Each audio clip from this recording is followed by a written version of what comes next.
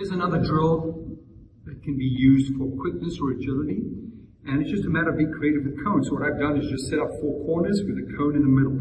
And if this was a closed skill drill, I'd be designating a number to each cone. So I might say that's cone 1, cone 2, cone 3, and cone 4, right?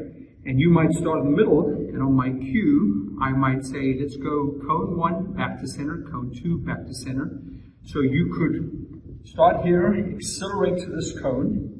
When you get there, you have a choice. We can backpedal, we can side shuffle, we can even turn, run backwards to the cone. It really depends on the distances that you're setting up.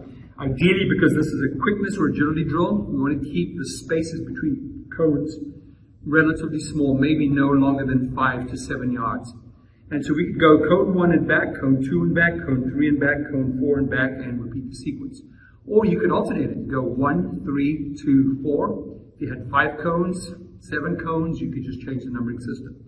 But the idea behind a closed skill drill, which is also called a predetermined drill, is to let the person know ahead of time the sequence of cones that they're going to go to. So 1, 2, 3, 4, 5. Now, if we were making this open skill, if you remember learning about open skill drills, this is where it's purely reactive, where you have to either pick up on visual cues, could be me just giving you a signal, right? Or it could be verbal cues, 2, 3, and you have to react and go to those.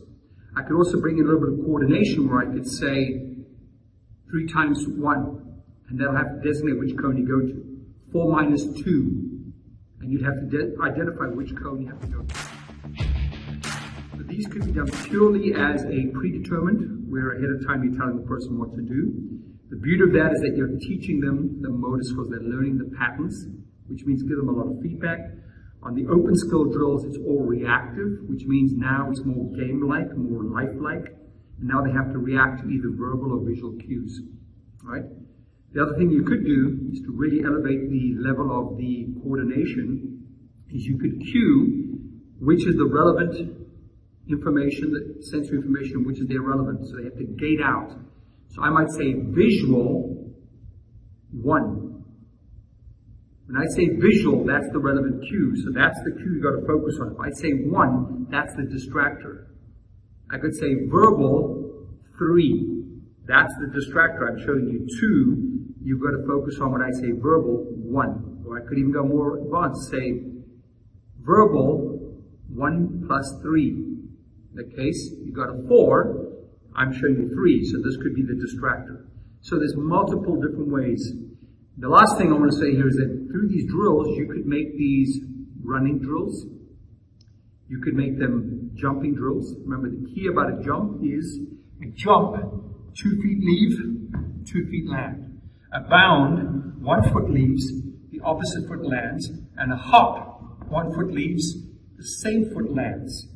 So these drills could be done with hopping, bounding, jumping, running. And then in the running format, you can have them running forwards, backwards, side shuffles, whatever your karaoke, whatever you want to do. These are the types of drills we use to build quickness and agility, and even to some degree, reactivity and coordination.